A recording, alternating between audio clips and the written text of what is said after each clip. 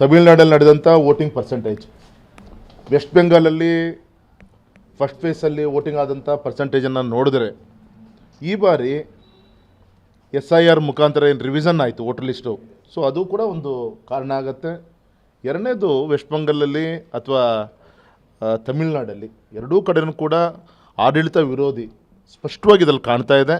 ಮತ್ತು ಮಹಿಳಾ ಶಕ್ತಿ ಏನು ಮೊನ್ನೆ ವಿಶೇಷವಾದಂಥ ಒಂದು ಅಧಿವೇಶನ ಕರೆದು ಮಹಿಳಾ ಮೀಸಲಾತಿಯನ್ನು ಜಾರಿ ತರಬೇಕು ಅಂತೇಳಿ ಪ್ರಧಾನಮಂತ್ರಿಗಳ ಏನು ಅಪೇಕ್ಷೆ ಏನಿತ್ತು, ಅದಕ್ಕೆ ತಣ್ಣೀರು ಎರಚುವಂಥ ಕೆಲಸ ಏನು ವಿರೋಧ ಪಕ್ಷ ಮಾಡಿದ್ರು, ಅದು ಇದ್ದನ್ನು ಕೂಡ ಜನ ವಿಶೇಷವಾಗಿ ಮಹಿಳೆಯರ ಮನೆಯಿಂದ ಬಂದು ಮತವನ್ನು ಹಾಕುವಂಥ ಪ್ರಯತ್ನ.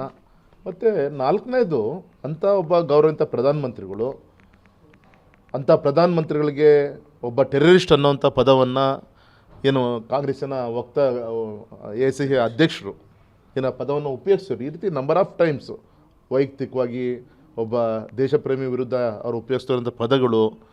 ಹಾಗಾಗಿ ಇದೆಲ್ಲದೂ ಕೂಡ ಉತ್ತರ ಈ ಬಾರಿ ನನಗೆಲ್ಲೋ ಒಂದು ಕಡೆ ವಿಶ್ವಾಸ ಇದೆ. ಫಸ್ಟ್ ಫೇಸಲ್ಲಾದಂಥ ವೆಸ್ಟ್ ಬೆಂಗಾಲು ಮತ್ತು ಇಲ್ಲೂ ಕೂಡ 100% NDA ತಮಿಳುನಾಡಲ್ಲಿ ಆಡಳಿತಕ್ಕೆ ಬರೋಕ್ಕೆ ಯಾವುದೇ ನಮಗೆ ಅನುಮಾನಗಳಿಲ್ಲ. ಹಾಗಾಗಿ ಈಗ ನಡೀತಿರುವಂಥ 5 ಪುದುಚೇರಿಯಲ್ಲಿ ಅಲ್ಲೂ ಅಷ್ಟೇ ಏನು NDA ಬರುತ್ತೆ. ಕೇರಳ ಒಂದು ಸ್ವಲ್ಪ ಕಷ್ಟ ಆಗ್ಬೋದು, ಇನ್ನು ಅಸ್ಸಾಂ ಇರ್ಬೋದು. ವೆಸ್ಟ್ ಬೆಂಗಾಲ್ ಒಂದು ಕ್ಲೀನ್ ಆದಂಥ ಒಂದು ಚುನಾವಣೆ ಆಯೋಗ ಅದರ ನೇತೃತ್ವ ಏನೋ ಎಲೆಕ್ಷನ್ ಆಗ್ತಾಯಿದೆ, ಗುಂಡಾಗಿರಿಗೆ ಅವಕಾಶ ಮಾಡಿಕೊಟ್ಟಿಲ್ಲ. ಸೊ ಇದು ಕೂಡ ತುಂಬ ಒಂದು ಒಳ್ಳೆಯ ರೀತಿಯ ಲಾಭ. ಹಾಗಾಗಿ 4 ರಾಜ್ಯದಲ್ಲಿ ಈ ಸತಿ BJPಯ ಒಂದು ನೇತೃತ್ವ ಆಡಳಿತ 100% ಆಡಳಿತಕ್ಕೆ ಬರುತ್ತೆ. ಮೋದಿಜಿಯವರು ಮತ್ತೊಮ್ಮೆ ಒಂದು ಶಕ್ತಿ ತುಂಬುವಂಥ ಕಾರ್ಯ ಆಗುತ್ತೆ,